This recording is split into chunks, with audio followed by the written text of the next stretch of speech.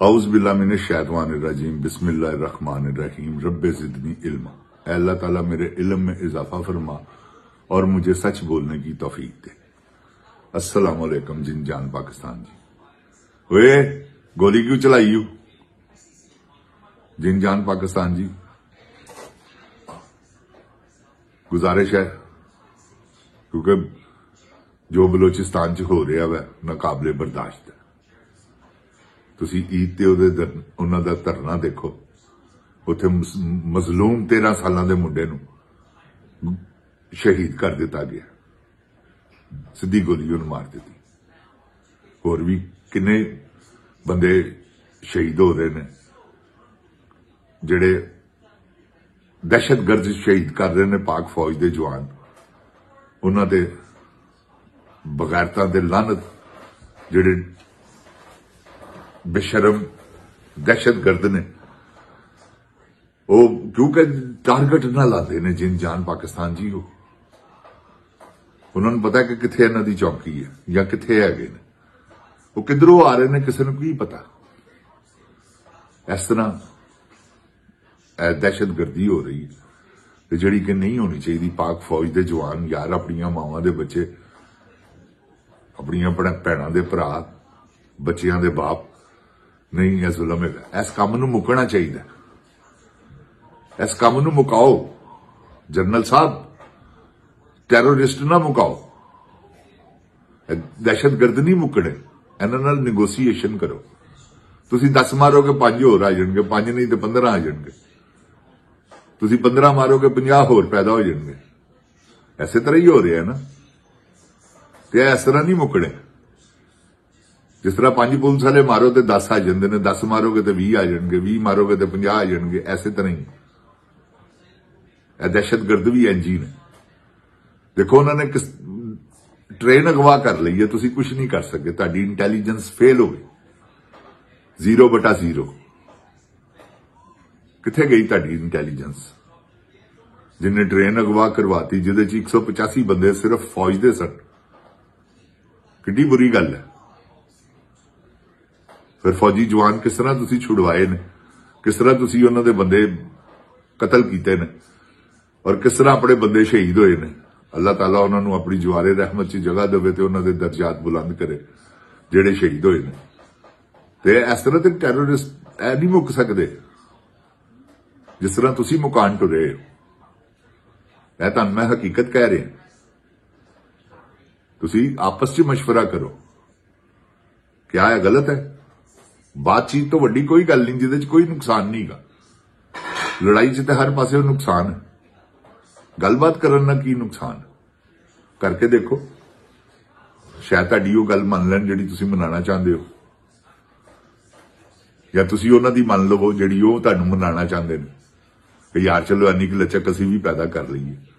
ते इह ते जिन जान पाकिस्तान दी गिव एंड टेक, कुछ दो कुछ लो। तो चुप करके बैठ के उन्होंने निगोसीएशन करो। है जेडे बैठे ने धरना दे के कादे लई जिन जान पाकिस्तान जी कादे लई धरना दिता है उन्होंने? ऐ सोचो, उन्हां दी ओह मुश्किल दूर करो, उन्हां दी औरतां नूं छड्डो, उन्हां दे मिसिंग परसन छड्डो, पाकिस्तान नूं खुशहाल करो। पाकिस्तान च खुशहाली इस तरह नहीं आनी, ना कोई इन्वेस्टमेंट करेगा। इकोनॉमी तुहाडी बर्बाद हुई है, जिहड़ी तुसीं बार बार कह रहे हो जी ठीक हो गई है, ठीक कर ली है, ठीक हो गई है। कित्थों ठीक हो गई? पाकिस्तानी अवाम हुण बेवकूफ नहीं रही। पहले हजूम सी, हुण अवाम हो गई। तुसीं इन्हां नूं हजूम तो अवाम बनाता है। ते हुण इस तरह नहीं इन्हां ने काम होना। जाहलीयत दे दौर खत्म हो गए। तुसीं कोई अपने आप नूं लचक पैदा करो ते ए जिहड़ा जो कुछ हो रहा है ना बलोचिस्तान च, इहदे ते कंट्रोल करो। तुसीं कर सकदे हो, नहीं कंट्रोल हो सकदा तुहाडे कोलों ते चुप करके उहनूं लियाओ बाहर, वो तुहानूं करके दिखाएगा हर चीज। अमन तां ही होना जे, मैं तुहानूं लिख के दे देना। सारी दुनिया यह गल कह रही है कि इमरान खान तो बगैर अमन नहीं, इमरान खान तो बगैर अमन नहीं। तुसीं क्यों जिद लाई? की कड्ढना चाहते हो उहनूं मार के, उन्होंने अजीयतां पहुंचा के? सिर्फ खचकवीन नूं खुश करने वास्ते। ਜਾਣ ਦਿਓ, ਕੋਈ ਖੁਦਾ ਦਾ ਖੌਫ ਕਰੋ। ਕਿੰਨਾ ਕਿਹਨੂੰ ਖੁਸ਼ ਕਰਨਾ ਜੀ ਜਨਰਲ ਸਾਹਿਬ? ਸਾਰੀ ਸੈਟਿੰਗ ਤੇ ਤੁਹਾਡੀ ਹੈ, ਹੋਰ ਕੀ ਕਰਨਾ ਚਾਹੁੰਦੇ ਹੋ? ਬਸ ਕਰੋ ਹੁਣ, ਆਵਾਮ ਨੂੰ ਸੁੱਖ ਦਾ ਸਾਹ ਲੈਣ ਦਿਓ।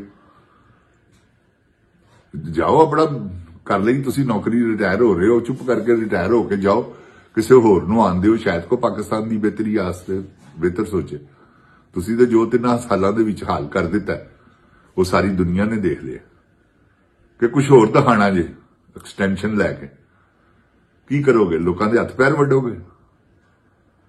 ਇਹੀ ਕਰੋਗੇ ਨਾ, ਸਵਾਏ ਜ਼ੁਲਮ ਦੇ। ਤੁਸੀਂ ਕੀ ਕੀਤਾ? ਪਾਕਿਸਤਾਨੀ ਇਕਨੋਮੀ ਬਰਬਾਦ ਕੀਤੀ, ਜ਼ੁਲਮ ਤੁਸੀਂ ਕੀਤਾ, ਜ਼ਿਆਦਤੀਆਂ ਤੁਸੀਂ ਕੀਤੀਆਂ, ਮਹਿੰਗਾਈ ਨੂੰ ਤੁਸੀਂ ਫਰੋਖ ਦਿੱਤਾ, ਚੋਰਾਂ ਡਾਕੂਆਂ ਲੁਟੇਰਿਆਂ ਨੂੰ ਤੁਸੀਂ ਲੈ ਕੇ ਆਏ, ਰਜੀਮ ਚੇਂਜ ਤੁਸੀਂ ਕੀਤਾ।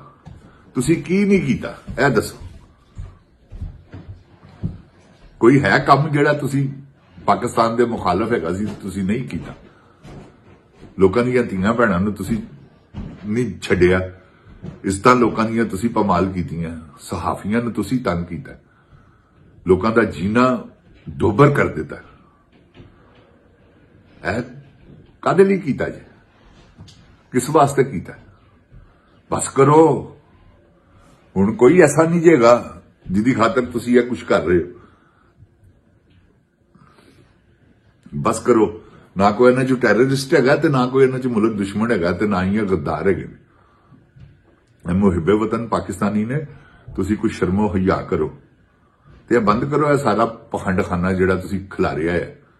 ਨਵਾਂ ਕਾਨੂੰਨ ਲੈ ਕੇ ਆਣਾ, ਨਵੇਂ ਕਾਨੂੰਨ ਨੇ ਕੀ ਉਖਾੜ ਲੇਗਾ ਨਵਾਂ ਕਾਨੂੰਨ? ਅੱਗੇ ਤੁਸੀਂ ਕੀ ਨਹੀਂ ਕਰ ਰਹੇ? ਤੁਹਾਡੇ ਜਿਹੜੇ ਏਜੰਟ ਨੇ ਆ ਕੇ ਕਹਿੰਦੇ ਨੇ ਇੱਕ ਹੱਥ ਇੱਕ ਪਾਉਂ ਕੱਟ ਦਿਓ, ਤੁਸੀਂ ਆਂਦੇ ਹੋ ਆਇਤ ਪੜ੍ਹਦੇ ਹੋ ਤੇ ਨਾਲ ਕਹਿੰਦੇ ਹੋ ਇੱਕ ਹੱਥ ਤੇ ਇੱਕ ਪੈਰ ਕੱਟ ਦਿਓ। ਕਿਉਂ ਕੱਟਦੇ ਹੋ? ਬਾਕੀ ਆਇਤਾਂ ਨਹੀਂ ਗਈਆਂ ਕੁਰਾਨੇ ਪਾਕ 'ਚ ਤੇ ਉਹਨਾਂ ਦੇ ਕੱਟੋ ਜਿਹੜੇ ਹੈ ਕਾਬਲ ਨੇ।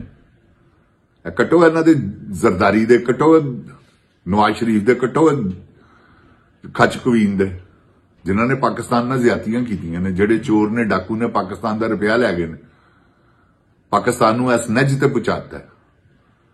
ਤੁਸੀਂ ਇਹਨਾਂ ਨਾਲ ਕਰੋ। ਤੁਸੀਂ ਮਜ਼ਲੂਮ ਆਵਾਮ ਦੇ ਪਿੱਛੇ ਪਏ ਔਰ ਐਸਾ ਪਏ ਹੋ ਕਿ ਜਿਹਦਾ ਹਿਸਾਬ ਕੋਈ ਨਹੀਂ, ਬਾਜ਼ ਹੀ ਨਹੀਂ ਆ ਰਹੇ। ਤੁਸੀਂ ਈਦ ਤੱਕ ਦੀ ਨਮਾਜ਼ ਤੁਸੀਂ ਉਹਨੂੰ ਨਹੀਂ ਪੜ੍ਹਨ ਦਿੱਤੀ ਜਿਹਦਾ ਨਾਂ ਇਮਰਾਨ ਖਾਨ ਹੈ। ਇਹ ਯਜ਼ੀਦੀਅਤ ਨਹੀਂ ਤੇ ਕੀ ਹੈ? ਯਜ਼ੀਦ ਨੇ ਮਾਰੇ ਨੇ, ਉਹਨਾਂ ਨੇ ਮਾਰੇ ਨੇ, ਤੀਰ ਸੁਣਿਆ, ਹਜ਼ਰਤ ਇਮਾਮ ਹੁਸੈਨ ਨੂੰ ਸ਼ਹੀਦ ਕੀਤਾ, ਉਹਨਾਂ ਦਾ ਸਜਦੇ 'ਚ ਸਿਰ ਕੱਟਿਆ ਤੇ ਤੁਹਾਡੇ ਤੇ ਉਹਨਾਂ 'ਚ ਕੀ ਫਰਕ ਹੈ? ਉਹਨਾਂ ਨੇ ਵੀ ਨਮਾਜ਼ ਤੋਂ ਰੋਕਿਆ, ਤੁਸੀਂ ਵੀ ਨਮਾਜ਼ ਤੋਂ ਰੋਕ ਰਹੇ ਹੋ।